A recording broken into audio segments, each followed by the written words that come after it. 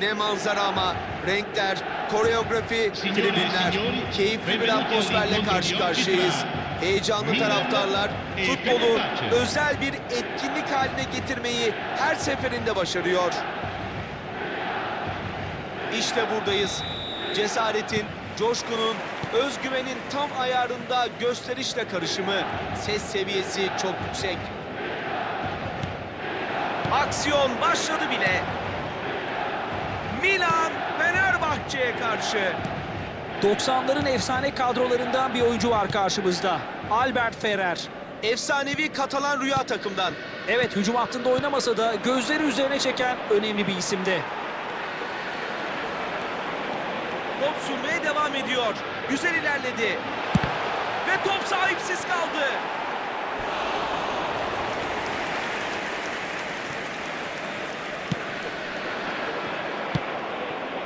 Owen. Yüksekten enfes bir pas. Geçmeyi başardı. Ji-sung Park'ın ortası geldi. Müthiş fırsat. Güzel denedi. Her şey farklı olabilirdi. Kendine epey öfkeli ama en azından teknik adamın takdirini almayı başardı.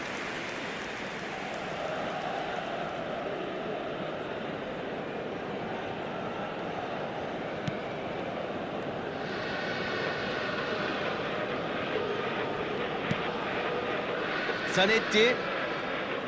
Baskı hiç gecikmedi. Yerinde bir çaba. İki takım da maça yüksek tempolu başladı.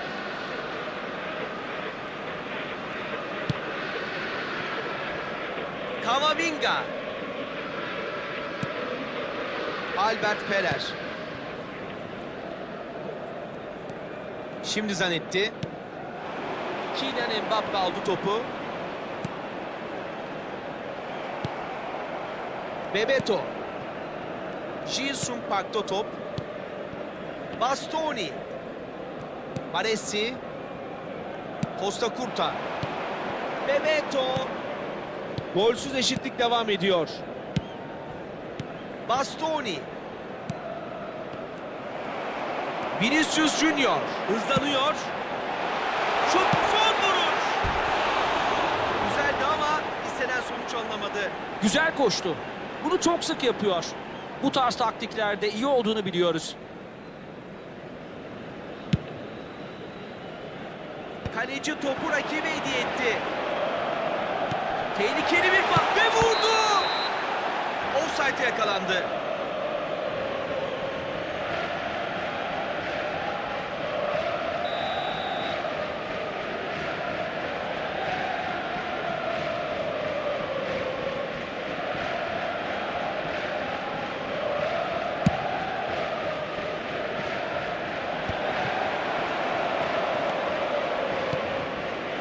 Vinicius Junior.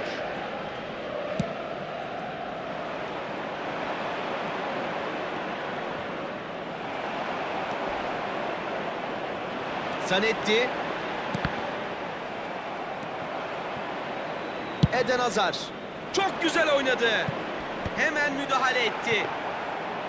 Evet, kritik bir anda kaliteden ödün verdi. Evet, ne yapacağını çok belli etti.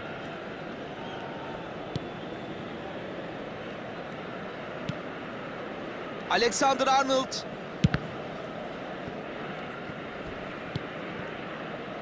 Roberto Donadoni.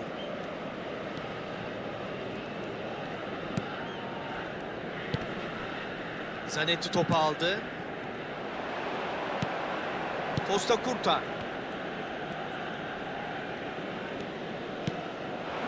Owen.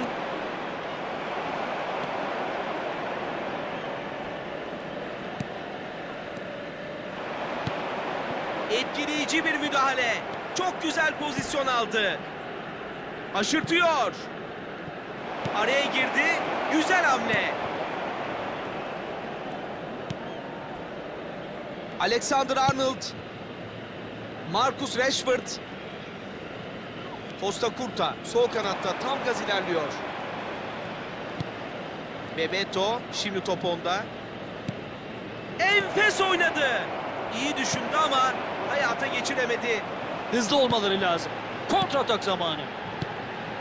Bitirilmesi gereken bir fırsat varsa aradıkları isim kesinlikle o. Gaisca Mendieta. Owen.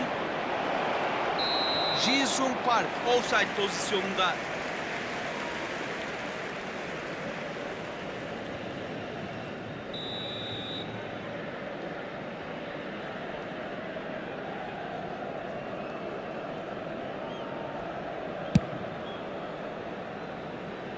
Skor tabelasında henüz bir değişiklik yok. Durum hala 0-0. Albert Ferrer. Tehlike teşkil etmeyi başaramayan bir hücum denemesi. Çok güzel oynadı. Topu alıyor. Umut vaat eden bir pozisyon. Alçaktan süratli bir pas. Devre arasına 5 dakika kaldı. Zanetti topu geri alıyor. Vinicius Junior.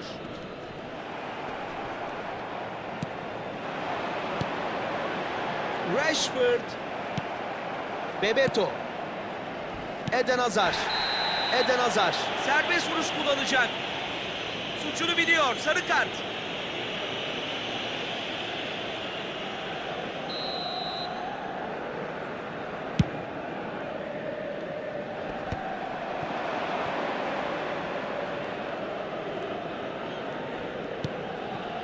Rijkaard sürekli savunma hattında açıklar arıyor.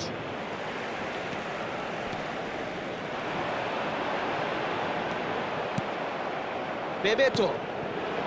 Gaisca Mendieta şimdi. İleri gönderdi. Ji-sung Park. Kanat koşusunda boşa çıkmayı başardı. İlk devreyi tamamlayan düdük sesi geldi. Zaman zaman ağır ilerlediği oldu ama fena bir ilk yarı izlemedik.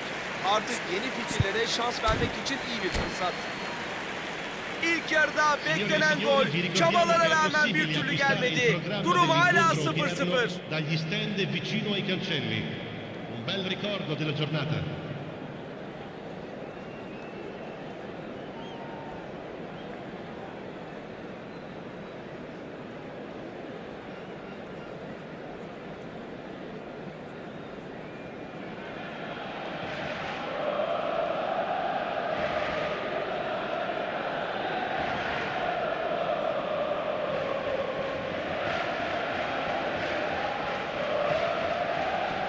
Sostituzione per il Milan. Numero 3. Lascia il campo per il numero 41. Yeniden birlikteyiz. Başa baş bir mücadele izledik. İkinci yarıda işler değişecek mi bakalım. Çok iyi zamanlama. Mükemmel bir müdahale. Roberto Donadoni. Vinicius Junior. Şimdi içeri kaçabilecek mi? Camavinga kabahatinin farkında gibi.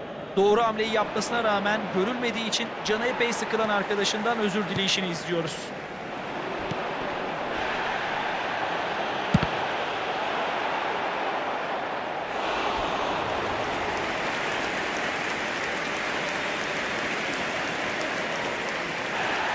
Ve hakem oyunu durdurup sarı kart gösteriyor.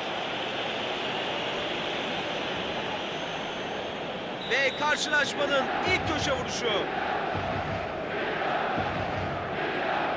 Roberto Donadoni kısa oynamayı deniyor. Ani bir kontratak şansı. Fırsat yaratabilir. Owen! Bitiriş hazırlığın yanında sönük kaldı. Bugün gerçekten pozisyonları harcamakta çok cömertler. Rakip kalecinin şikayeti yok tabii. Zanetti. Camavinga. Topla buluşan Eduardo Camavinga. Çok güzel okudu. Rijkaard. Orta sahada mücadeleyi kimin kazandığı ortada. Etkileyici bir baskı. Mbappe! Etkili kalecilik diye buna denir işte. Hem rakibi güzel okudu hem de topu güzel karşıladı bence. Kullanacakları ikinci korner bu.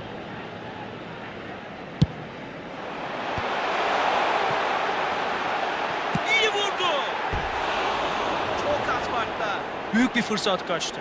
Bu şekilde oynamaması gerekirdi.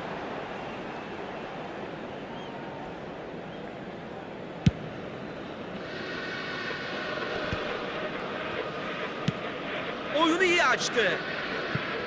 Ji-sung Park pası yakalamak istiyor.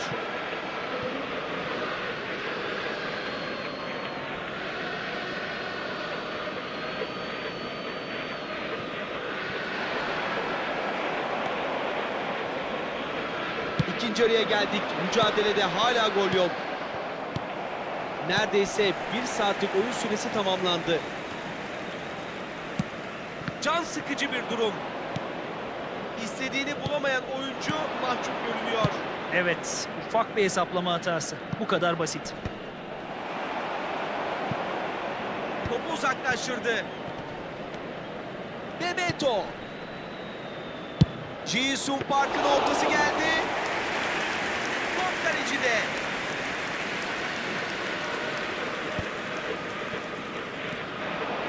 Çok önemli bir müdahale. Zanetti. Hala ilk golü bekliyoruz. Vinicius Junior başarabilecek mi? Etkili bir baskı. Topu koparmayı başardı. Vinicius Junior'da top. Ve pasa müdahale geldi. Kylian Mbappe! Daha iyisini yapabilirdi. O da bunun farkında. Evet, can sıkıcı bir durum. En azından kaleyi bulur diyorduk.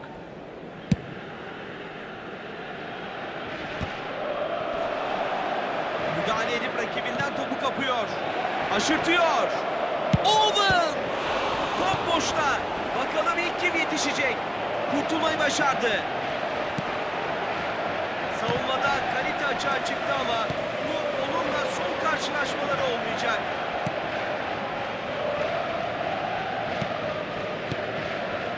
Baresi. Fenerbahçe paslarla ilerlemeyi deniyor. Bebeto. Owen fırsat peşinde. Kararlılıkları için övgüyü kesinlikle hak ediyorlar. Ama artık başarılı bir girişimin zamanı geldi. Zanetti.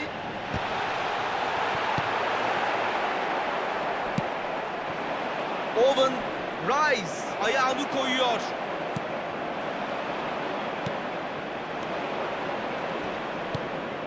Ve müdahale geliyor. Vinicius Junior. Marcus Rashford mükemmel oynadı. İşte şans. Top ağlarda. Sonunda gol geldi. Artık kötü bir sürprizle karşılaşırlarsa çok üzülecekler. Mükemmel zamanlama. Tek hamlede bitirici darbe. Çok verimli oynadılar. Bir tarafta başarı beladayken ansızın diğer tarafta gol buluyorlar. Kontrataklarda gerçekten inanılmazlar. Rakibe toparlanma fırsatı vermiyorlar. Muhteşem. Numero 8.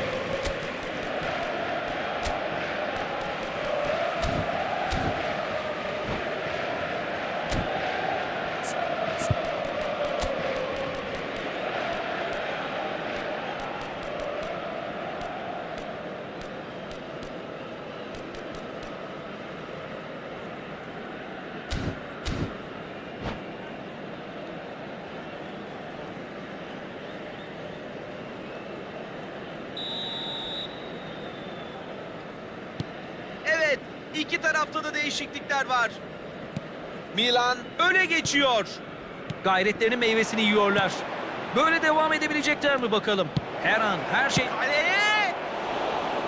Vururken aklında bunun olduğunu hiç sanmıyorum. Büyük fırsat. Acele etmesine de gerek yoktu. Zanetti takımın savunma bakanı. Aman kötü yakalandılar. Yolun sonuna geldiler gibi. Eğer bir şey yapacaklarsa şimdi yapmalılar.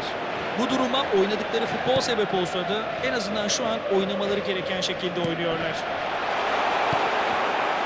Bu defteri kapamanın zamanı geldi diye düşünüyorum.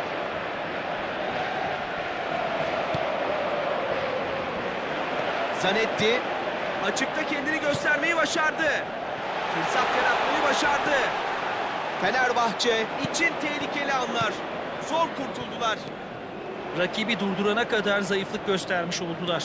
Endişe uyandırıcı bir durum. Ci saranno Diğer 3 kanada minuti di oynuyor. recupero. Hücum diğer kanattan devam edecek. Takım arkadaşını yolladı. Orta geldi, kafaya çıktı. Evet, kaleci çok güzel oynadı. Güzel müdahaleydi ama değil mi? Çok iyi oynadı. Ya hep ya hiç deme zamanı geldi. Herkes ceza sahasına koşuyor.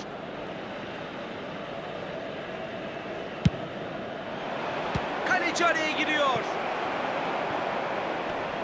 4. hakem ilave 3 dakika oynanacağını gösterdi. Etrafında kimse yok. Topu karşıladı. İçeri bir göz gezdirdi. Sağlam bir müdahale geldi. Maç sona eriyor. Çok gergin bir maçtı. İki takımı birbirinden ayıran tek pozisyon maçta topun fidelerle buluştuğu an oldu. Tarafsız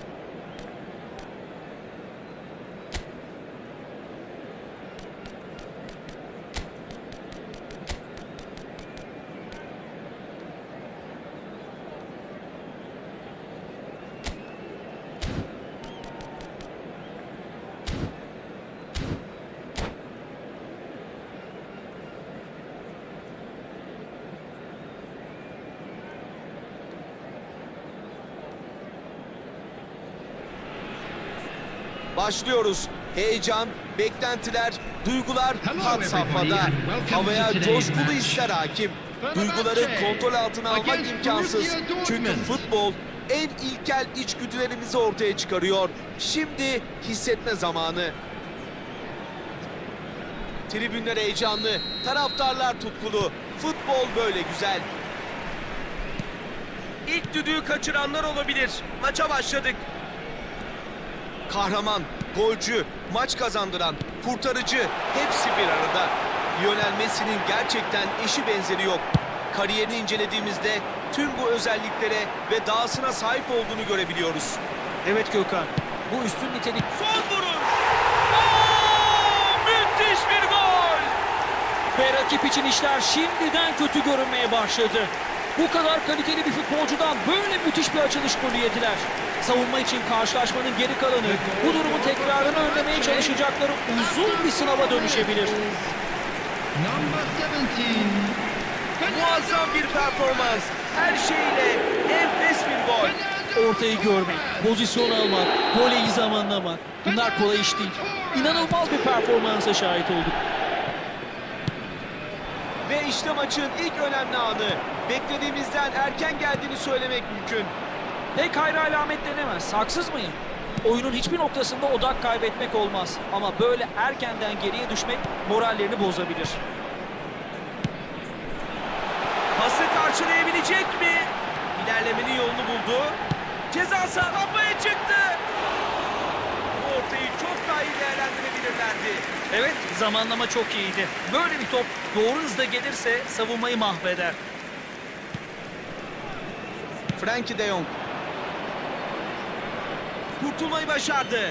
İlginç bir top geldi.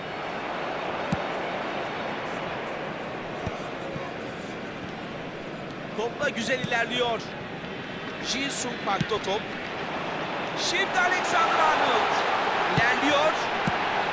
Ve müdahale etmeyi başardı. Erling Haaland aldı topu.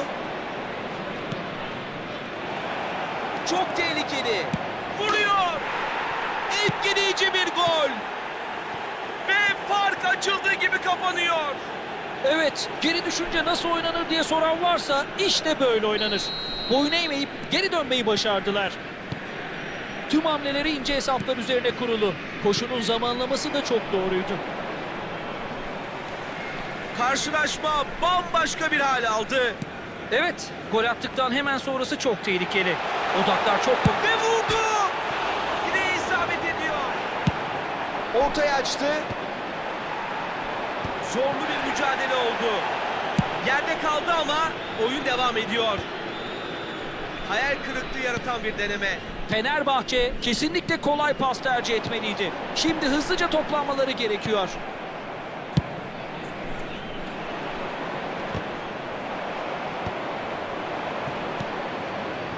Alexander Arnold. Ve istedikleri olmuyor. Evet, top ne yazık ki koşu yolunu bulamadı. Futbol eğerlerle ve amalarla dolu ama eğer o pas geçseydi. İlerleyecek bir yol buldu. Ve şut geldi. Kaleciden büyüleyici bir hamle. Bebeto kaleciyi out ettiğini sanmış olmalı. Ve karşılaşmanın ilk köşe vuruşu.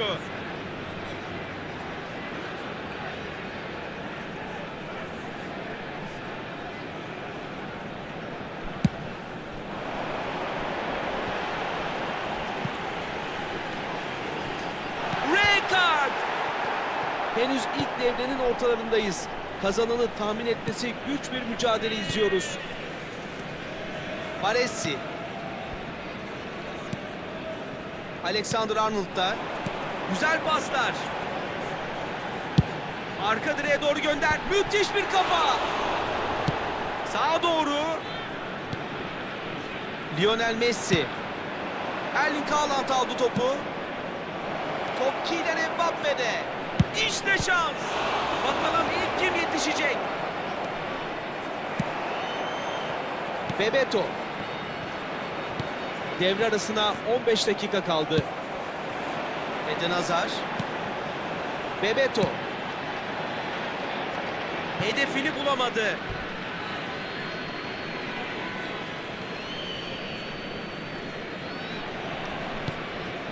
Lionel Messi. Net ve isabetli paslar. Vites yükseltiyor. Enfes müdahale. Sağa oynuyor. Lionel Messi topu aldı. İlginç bir ikili mücadele izliyoruz. Lionel Messi! Vururken aklında bunun olduğunu hiç sanmıyorum. Yani en azından kaleye giden şutları olmuş oldu ama artık daha iyi oynamaları lazım.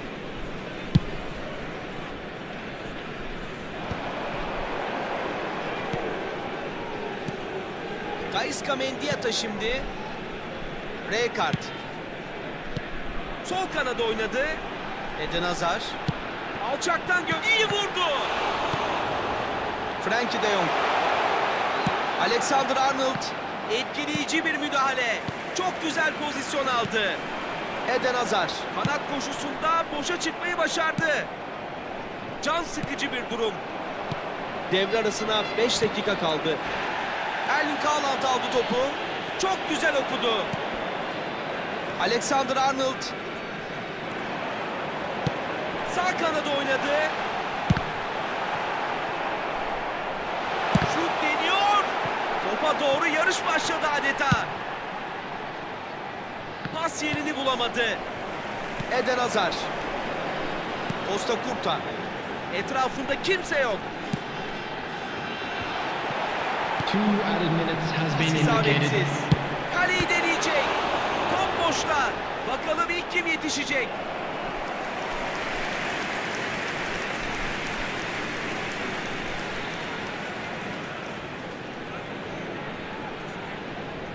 Muhtemelen bu yarının son fırsatı.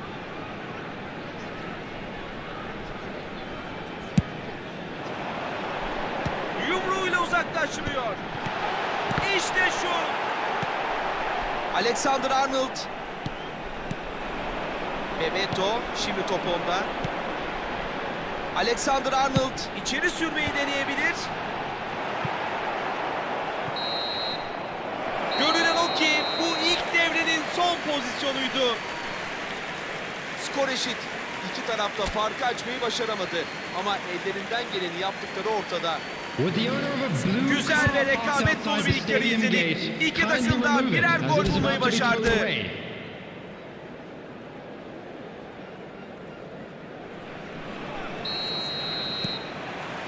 Evet, devam ediyoruz.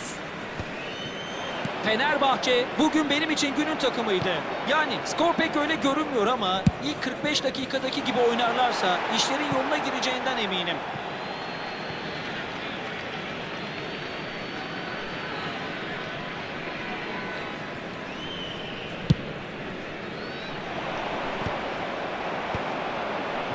Lionel Messi. Gaisca Mendieta şimdi.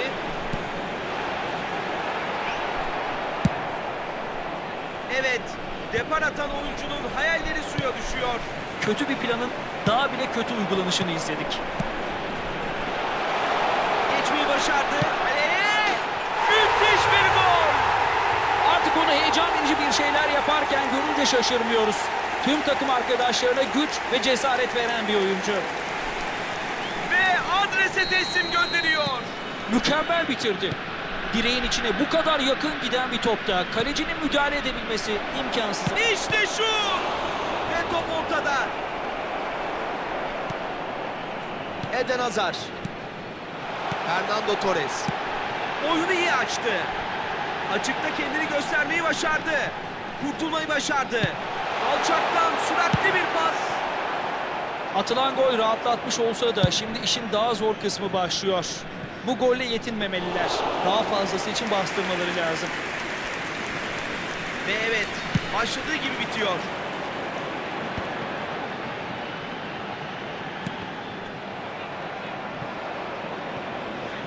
Büyük tehlike. Fernando Torres. Evet, kaleciden harika kurtarış. Güzel müdahaleydi ama değil mi?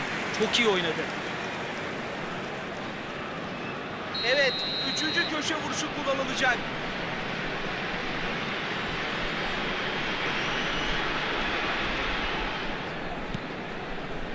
Alexander-Arnold. Gaisca Mendieta şimdi. Şimdi savunmadan hücuma geçme fırsatı olabilir. Kaleciden başarısız bir atış. Harika bir pas. Güzel bir müdahale. Serginho takımının hücumlarında kilit bir isim. Evet, kritik bir anda kaliteden ödün verdi. Doğru hamleyi yapmasına rağmen görülmediği için canı epey sıkılan arkadaşından özür dileyişini izliyoruz. Artık böyle oynanması gerekiyor. Tartışmaya kapalı. Önüne geçilmez, amansız bir görüntü ortaya koyuyorlar. Böyle devam edebilecekler mi? Göreceğiz bakalım. Olmadı, anlaşamadılar.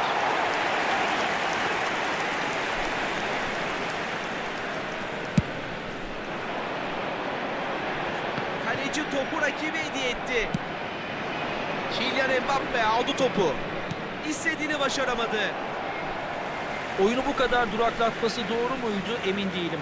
Takım arkadaşları epey sinirlendi. Beklentisi büyüktü. Hayat bitirebilir mi? Ve gol! Skor bir kez daha eşit. Müthiş bir mücadele. Müthiş bir karakter sergiliyorlar. Kaderlerine boyun eğmek yerine büyük mücadelelerine azimle devam ettiler. Muhteşem. Top çarpıyor ve ağlarla buluşuyor. Gerçekten kıran kırana bir mücadele. Yani kapasite olarak bu kadar yakın iki güçlü ekip karşı karşıya geldiğinde böyle şeylerin olması normal. Sonucu bitiricilik belirleyecek. Lamine Yamal kabahatinin farkında gibi. Evet, ufak bir hesaplama hatası. Bu kadar basit. Ağır baskı meyvelerini verdi. Baresi. Fenerbahçe paslarla ilerlemeyi deniyor. Jisoo Park ayaklarını müthiş kullandı. İlerleyecek bir yol buldu. Ortaya müdahale geldi. Köşe vuruşu kullanılacak. Evet, 4. köşe vuruşunu kullanacaklar.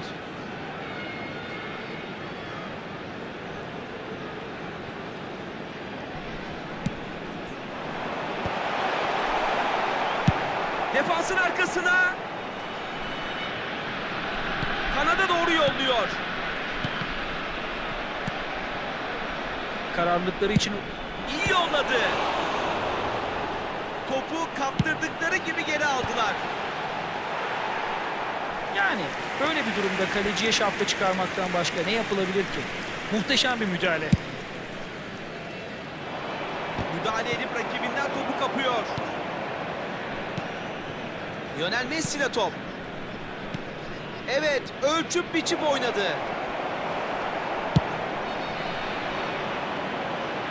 Olmadı, topu kaptırıyor. Eden Hazard pası yakalamak istiyor. Neveto.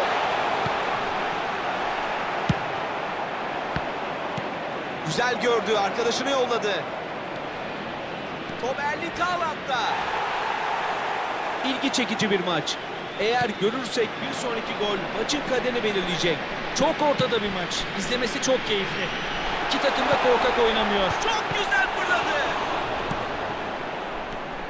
Bu kadar mıydı diye merak etsek de son bir sürpriz için hala zaman var. İyi oynadı. Tehlikeyi önlemeyi başardı.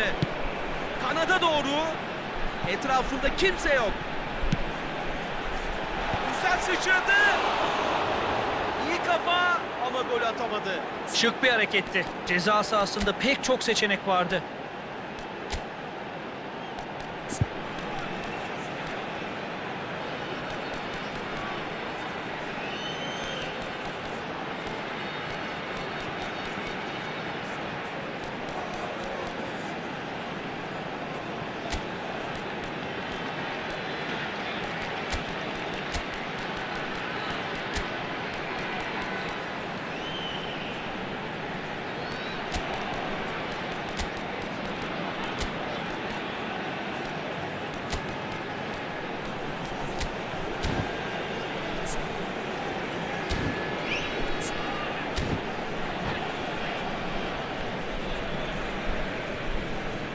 Substitution for Fenerbahçe.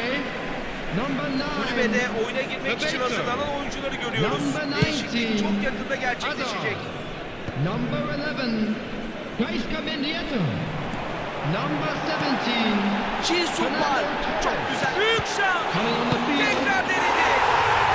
Evet, top ağlarla buluşuyor. Ve tribünlerde kıyamet kopuyor. Ve kalecinin talihsizliğinden faydalanıyor. İnanılmaz bir farkındalık. Bu kadar hızlı davranabildiği için takdiri kesinlikle hak etti. Erling Haaland. Güzel pas diyemiyorum. Frank Ribery. 4. hakem ilave 3 dakika oynanacağını gösterdi. İlerlemenin yolunu buldu. Hakem karşılaşmayı bitiren düdüğü çaldı. Hücum futbolu izlemeyi sevenler için muhteşem bir maçtı. İki takım da geri durmadı ve kazanmayı oynadı. Maçın kaderini ise yalnızca bir gol belirledi. Fenerbahçe işi son dakikalara bıraktı. Bizim de güzel bir mücadele izlememize olanak sağladı. Bu maçın kaderi beraberlik.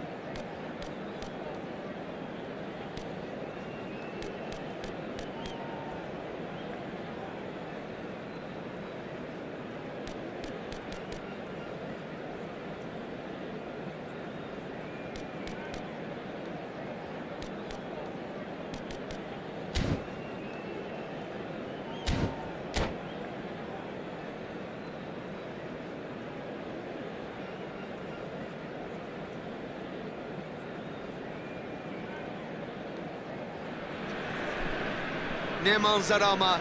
Renkler, koreografi, Hello tribünler. everybody and Keyifli bir welcome to atmosferle today's karşı match. karşıyayız. Fenerbahçe Heyecanlı taraftarlar against futbolu Fenerbahçe. özel bir etkinlik haline getirmeyi her seferinde başarıyor.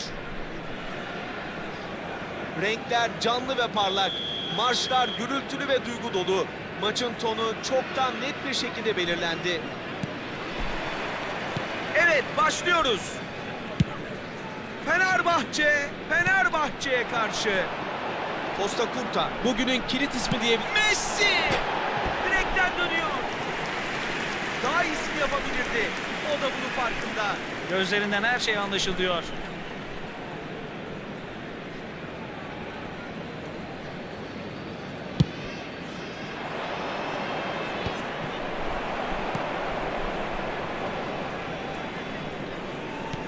Güzel gördü, arkadaşını yolladı. Geçmeyi başardı. İçeri yolluyor. Ah, büyük hata. Penaltı. Bunu hiç ama hiç istemiyorlardı.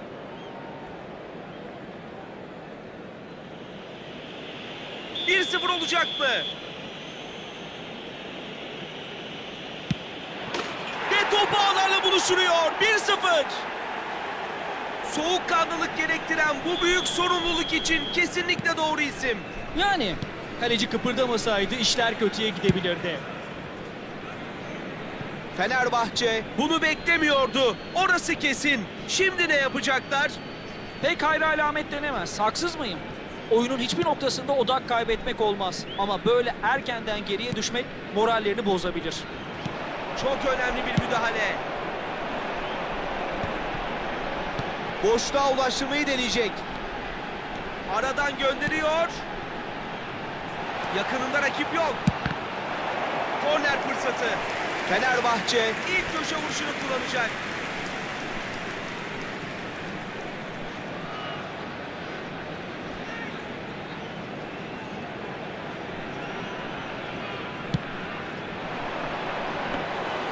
Kaleci halinden memnun. Fenerbahçe için kontratak fırsatı. Baresi ayağını koyuyor. Bebeto. Şut çekiyor. Ve top kontrolden çıkıyor.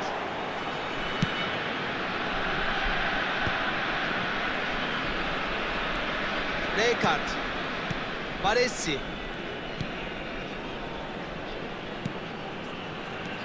Topla buluşan Alexander Arnold. Jin-Sung Park.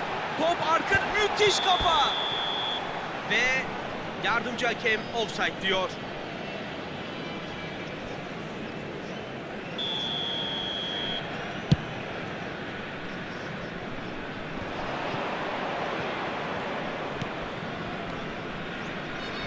Pas yerini bulamadı. Ve pasa müdahale geldi. Arda Güler. Fenerbahçe topa hakim olan taraf olsa da geride. Eden Hazar. Alçaktan gönderiyor. Ve topu uzaklaştırmayı başarıyor. İyi düşündü ama hayata geçiremedi. Şimdi içeri kaçabilecek mi? Evet, kritik bir anda kaliteden ödün verdi. Hareketlilik iyiydi ama pas hedefini bulamadı. Keyif kaçıran bir gol. Owen! Ah, hafızalara kazanacak bir gol geliyordu. Etkileyici bir koşuydu. Koştukça seçenekleri arttı.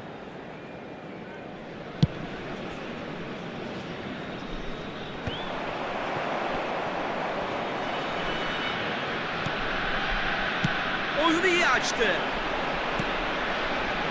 Güzel bir yerde çok güzel yakaladı. Lionel Messi karşılaşmaya gereken etkiyi bir türlü gösteremiyor. Evet, yardıma ihtiyacı var ve takım arkadaşlarının bunu hemen fark etmesi gerekiyor. Hem de hemen.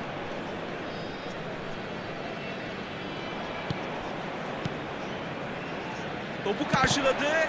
İçeri bir göz gezdirdi.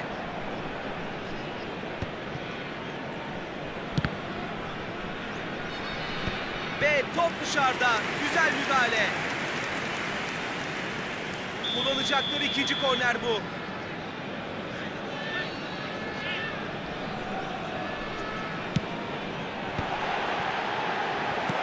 Uzaklaştırmayı deniyor. Ani bir kontratak şansı.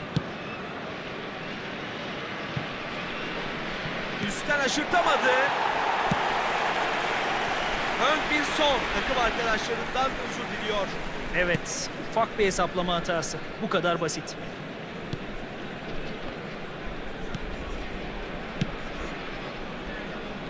Alexander Arnold.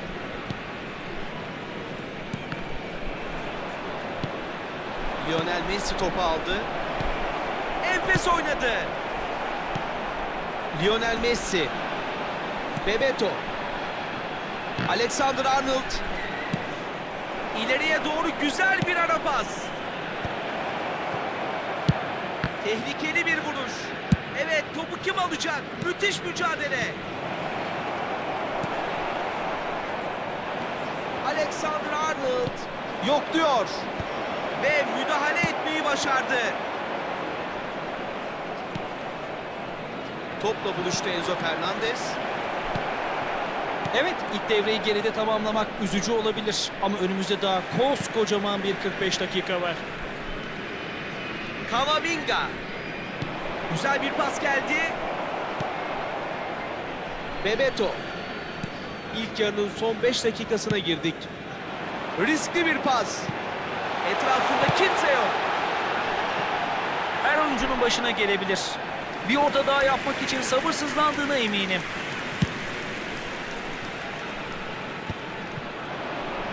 Ve kendini yerde buluyor. Baresi. Bebeto. Güzel yakaladı. Aradan bir pas. Arda Güler. 2 added minutes has been Evet, indicated. yakalaması zor bir top oldu. Costa Curta. Baresi.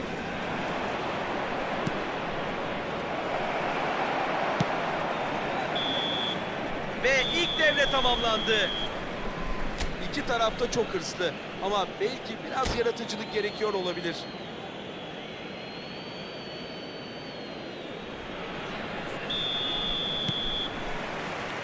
İkinci yarıya santra ile başlıyoruz. Fenerbahçe henüz paniğe kapılacak bir durumda olmasa da ikinci yarının başlarında gol bulamamaları durumunda düzen değişikliğine gitmeleri gerekebilir. Pasını verdi. Eden Hazar. Kanat koşusunda boşa çıkmayı başardı. Karar köşe vuruşu. Evet, üçüncü köşe vuruşu kullanılacak.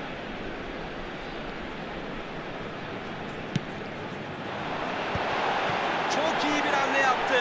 Hata ve şut şansı. Sorunsuz uzaklaştırdı. İlginç bir top geldi. Hızlı bir top yükseklere çıkıyor. Etkileyici bir gol. Gümbür gümbür dönüyorlar. Mücadele ruhunu biraz da olsa canlandırdılar. Sıradaki gol çok önemli. Enfes bir kafa golü. Çok iyi. Evet, kafa toplarını koşarken kendini gizleyip hiç belli etmemeyi başarıyor. Michael Owen. Karşılaşma bambaşka bir hal aldı. İlk düdükten önce de kararsızdım, şimdi de kararsızım. Michael Owen.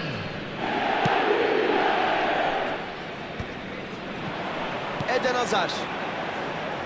Topu kapıyor. Boşluğa doğru oynadı. Rijkaard. Tehdit yaratmaya çalışıyor. Boş kaldı. Seçenekleri değerlendiriyor. Bitirebilecek mi? Ağları buluyor. Açık daveti keyifle kabul ettiler. Evet, ünlü bir bitirici. Göz ardı ediliyorsa savunmada bir sıkıntı var demektir. Böyle ünlü oldu sonuçta. Günün ikinci golünü attı. Gerisi de gelebilir. Fenerbahçe artık önde. Kimin muazzam bir momentum yakaladığı apaçık ortada. Asıl merak ettiğimiz daha kaç tane golün geleceği. Topu vakit kaybetmeden geri aldılar. Top Kylian Mbappe'de. Arda Güler. İyi denedi.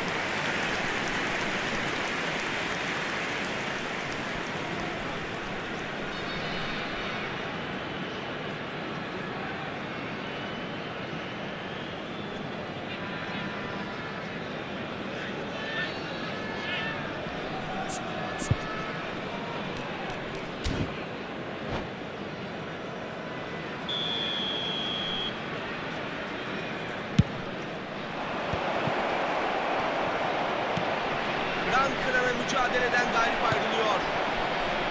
Artık böyle oynanması gerekiyor. Tartışmaya kapalı. Önüne geçilmez, amansız bir görüntü ortaya koyuyorlar. Gitgide daha ilginç bir karşılaşma izleyeceğiz gibi görünüyor.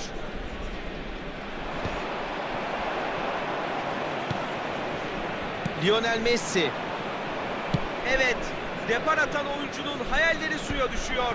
Kötü bir planın daha bile kötü uygulanışını izledik.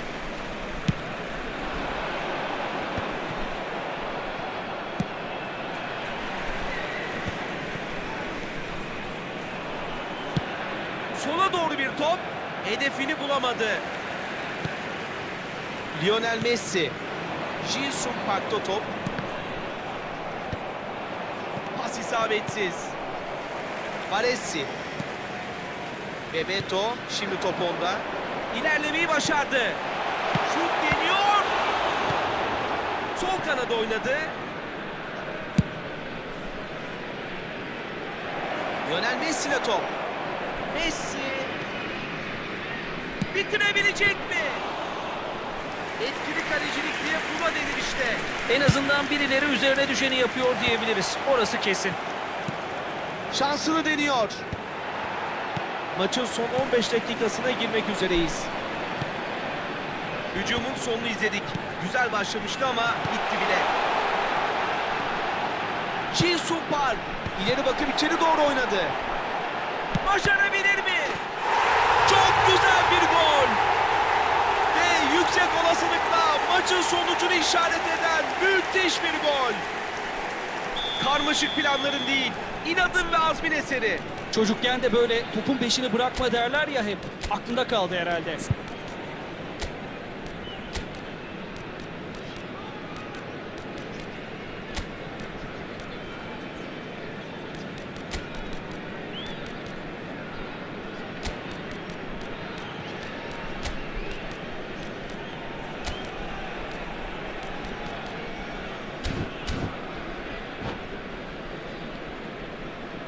Substitution for Fenerbahce. Number 9. Takımın ilk Bebeto. değişikliği. Number 19. Fark 2 oldu. Hazard. Artık son noktayı koydular demek mümkün. Bu saatten sonra rehavete düşeceklerini hiç sanmıyorum. Number 17. Yakalayabilecek mi? Fernando Torres. Number Kaleci topa 15. müdahale ediyor. Ribery. Number 16. Tekrar deneme şansı Rodri. buldu. Ji-sung Park savunmada da başarı sergiliyor. Güzel bir müdahale. Bugünlerde böyle şeyleri sık sık görüyoruz. Forvetlerin iş tanımı epey genişledi. Frank Ribery kabahatinin farkında gibi. Evet, ne yapacağını çok belli etti. Lionel Messi'den orta. Enfes bir müdahale. Frank Ribery. Evet, savunma paçayı kıl payı kurtardı ama ciddi bir sınav verdi. Cesurca mıydı, pervasızca mıydı karar veremedim.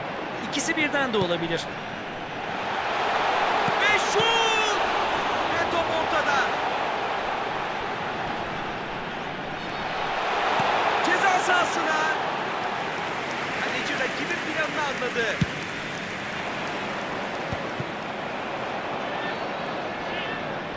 Rakibini hızlıca geçti.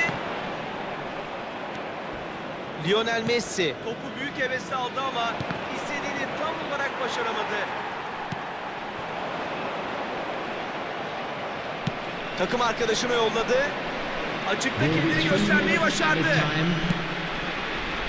Güzel bir müdahale. Lionel Messi golünü attı. Devamını arıyor. Aşırtıyor. Owen. Biz bile hissettik. Hakem devam diyor. 4. hakem ilave 3 dakika oynanacağını gösterdi. Maç sona eriyor. Takımdaki herkesin olağanüstü çabası meyvesini verdi. Geri düşmelerine rağmen konsantrasyonlarını bozmadılar ve sonunda galip gelmeyi başardılar. Owen maçın Please adamı take this ödülünü alıyor. opportunity to pay a visit Kimse to our için official sürpriz store olmadı where tabii. memorabilia from today.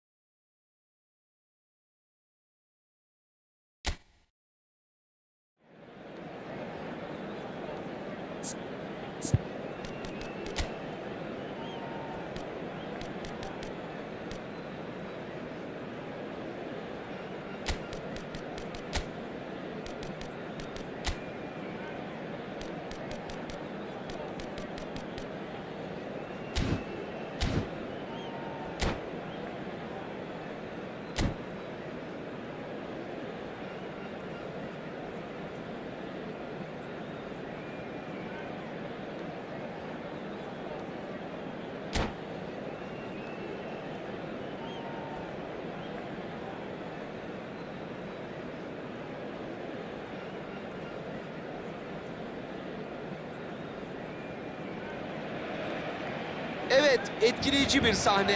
Atmosferdeki beklenti, karşılaşmanın heyecanı. Buralarda futbolun ne kadar önemli olduğunu gösteren tipik bir maç. Büyük bir maç olacak gibi görünüyor. Kulağa da öyle geliyor. Atmosfer güzel. Ve başladık. Barcelona, Fenerbahçe'ye karşı. İşte milimetrik pasların ve sert müdahalelerin oyuncusu. Xabi Alonso. Evet, her türlü pası çıkarabilmesiyle tanınan orta saha oyuncusu aynı zamanda savunmasına büyük katkı sağlıyor. Şuta çeviriyor. Kaleciden büyüleyici bir hamle. Güzel karşıladı ama değil mi? Fenerbahçe ilk köşe vuruşunu kullanacak.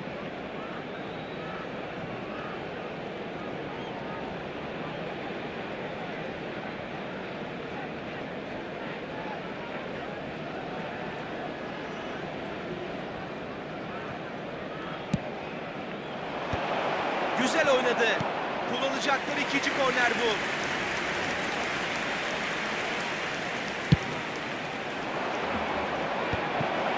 Müthiş fırsat.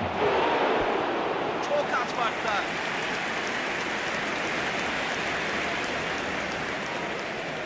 Evet, üçüncü köşe vuruşu kullanılacak.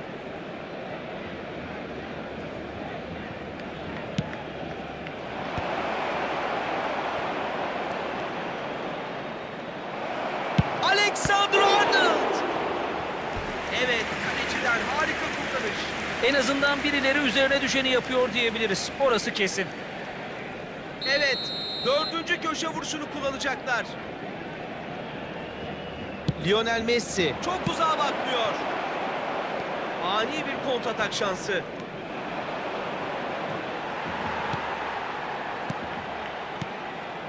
Olise. Sağ kanatta etkili performans. İlerliyor.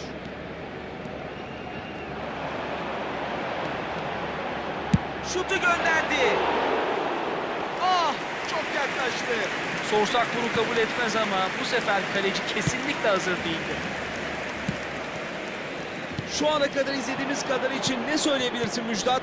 İki takım da rakibi ölçüp tartarak mücadeleye daha doğru adımlarla devam etme peşinde. Bu yüzden fazla risk almıyorlar. Bellingham.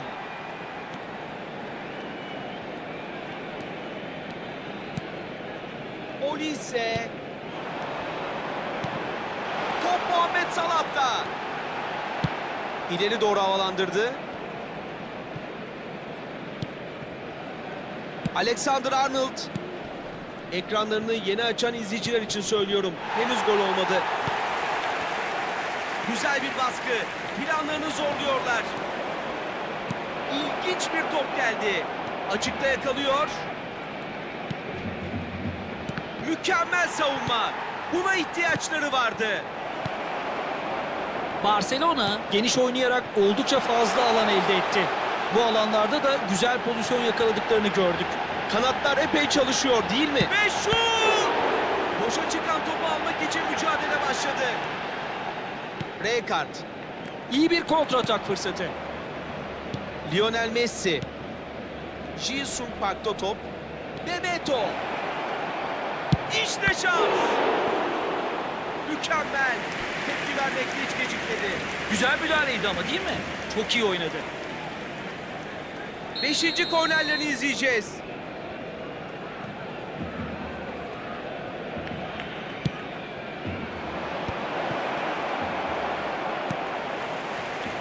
Bitirebilecek mi?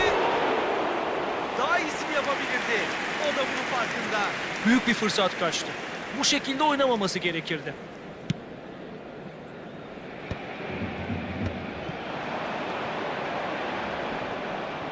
Güzel savunma. Çok başarılı. Rijkaard sürekli savunma hattında açıklar arıyor. Pas isabetsiz. Güvenli oynuyor. Xabi Alonso. Güzel bir fiziksel mücadele. Baresi hedefini bulamadı. Xabi Alonso rakibini hızlıca geçti ve şut geldi. Ah, hafızalara kazınacak olacak bir gol geliyordu. Etkileyici bir koşuydu. Koştukça seçenekleri arttı.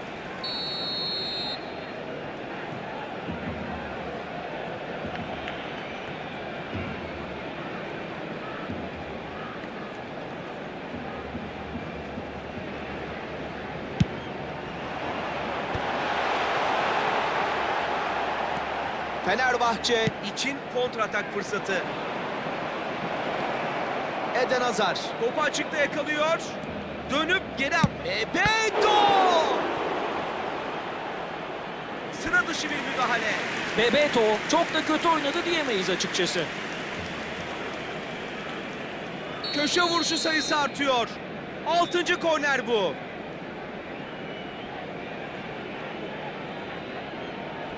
Kısa mesafeli oynuyor. İçeriye orta. Şimdi savunmadan hücuma geçme fırsatı olabilir. Bellingham.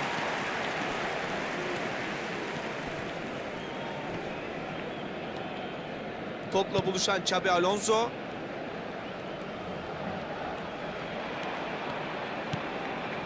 Bellingham. Müthiş bir hareket. Güzel deneme ama başarılı olamadı. Ara pas geldi. Eden Hazar kanat koşusunda boşa çıkmayı başardı. Vuruyor. Gol! Fenerbahçe'nin golü. Ve adrese teslim gönderiyor. Bence kaleci elinden bir şey gelmeyeceğini hemen anladı. Gol del Fenerbahce. Marcó en el minuto 38 el dorsal 19. Fenerbahçe öne geçiyor. Bir dinlesene. Stadın dört bir yanından destek tezahüratlarını duyabiliyoruz. Az farklı da olsa devreye önde girmek her takımı mutlu eder. Yola devam ediyor. Şut çekiyor. Direkten döndü. Bebeto! Bebeto attı. Bebeto! Bir tane daha. Rakip ne olduğunu anlayamadı bile. Şaşırmaya hiç gerek yok. Oradaki amacı belliydi. Evet, vazgeçmek nedir bilmeyen futbolcular bir başka oluyor. Evet, fark 2 oldu. İkinci golle hakimiyeti tamamen ele geçiren ekip, yaşadığı özgüven patlamasıyla performansın devamını getirip ya farkı açacak ya da karşılaşmaya son noktayı koyacak. Birinden birini başaracaklarına inanıyorum. Rijkaard mücadeleden galip ayrılıyor. Lionel Habrá Messi 3 minutos de descuento. fırsat yaratabilir. Jin-Sung Park. Top Jin-Sung Park'ta. Kafaya çıktı. Güzel denedi. Her şey farklı olabilirdi. Güzel hamle yaptı ama ne yazık ki kaleyi bulamadı.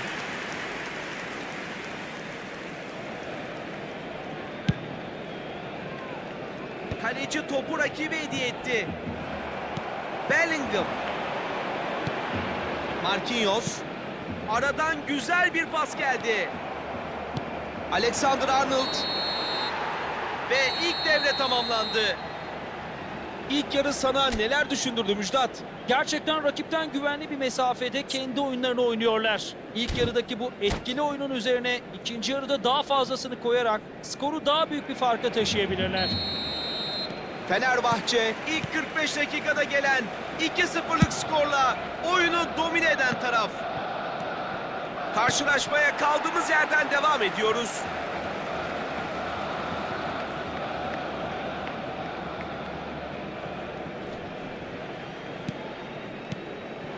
Lionel Messi topu aldı.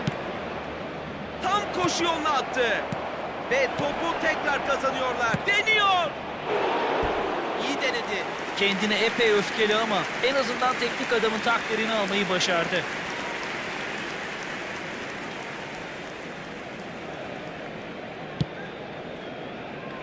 Olise. Daha iyi paslar gördük. Kaleye! Bir anlığına zaman doldu. Pas başarılı olmadı. Bakışlarından her şey okunuyor. Daha fazlası gelebilirdi. 7. korner.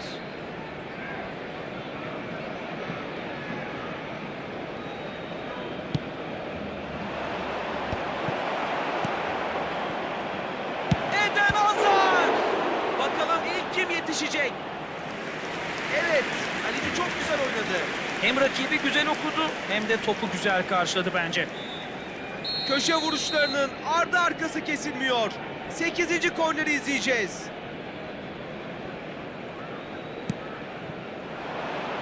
Kafa denedi. Büyük hayal kırıklığına uğradı. Top onu bulursa bir şans doğabilir. Alexander-Arnold. Güzel bir pas geldi. İlerlemeye devam ediyor. Muhammed Salah! Hedefini bulamadı. Bellingham! Hücum hedef aldı. Ve kendini yerde buluyor. Oyuncu yerde ama hakem kalk diyor. Boş kaldı. Seçenekleri değerlendiriyor. Fenerbahçe oyuncularının keyfi yerinde. Park 2. Teknik direktör sinirli. Takım açıkça öngörülebilir bir oyun sergiliyor. Xabi Alonso. Michael Olise topu aldı. Olise gaza bastı. Resmen hoşuna gitti. Mücadeleyi sevdiği ortada. Ji-sung Park şimdi. Ji-sung Park. Köşe vuruşu. Karşılaşmadaki 9. korner fırsatlarını değerlendirecekler.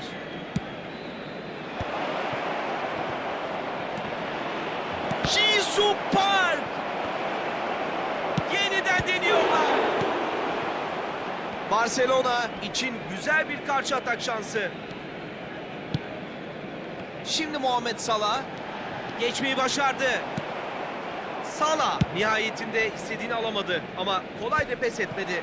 Özgüveni takdire şayan ama kararları pek değil. Tersini almıştır eminim. Lionel Messi. Xabi Alonso. Topu kazanmak için iyi mücadele etti. Boşluğa ulaştırmayı deneyecek. Lionel Messi.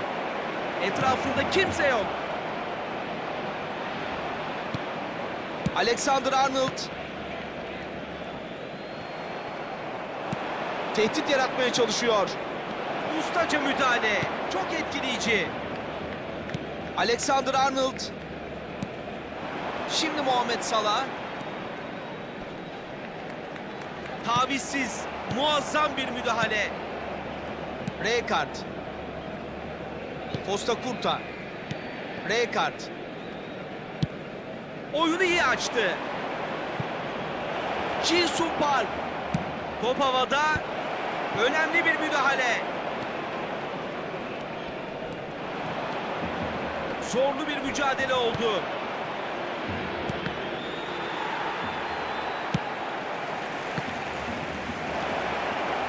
Güzel vurdu. Ve top boşta kalıyor. İşte orta geldi. Rijkaard topu geri alıyor. İşte karşı hücum fırsatı. Topla güzel ilerliyor. Bellingham. Olise. İlginç bir ikili mücadele izliyoruz. Can sıkıcı bir durum. Michael Olise topu aldı. Ağır baskı meyvelerini verdi. Bebeto skor tabelasına adını yazdırdı tabii ki. Ve aradan yolladı. Geçmeyi başarabilir mi? Aradan gönderiyor. Messi. Savunmada kalite açığa çıktı ama bu onunla son karşılaşmaları olmayacak. Gücünü gösterdi.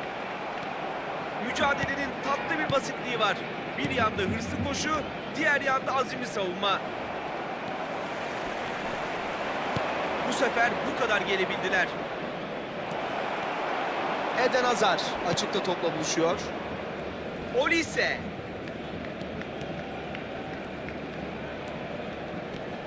Güçlü ve kararlı, muazzam bir savunma izliyoruz. Ara pas deniyor. Orta geliyor. Resmen havada durdu. Bununla beraber maç sona eriyor. Fenerbahçe hak ettiği galibiyeti aldı. İstikrarlı, kararlı ve etkileyici bir oyunla zafere ulaştılar. Bebeto hem taraftarın övgüsünü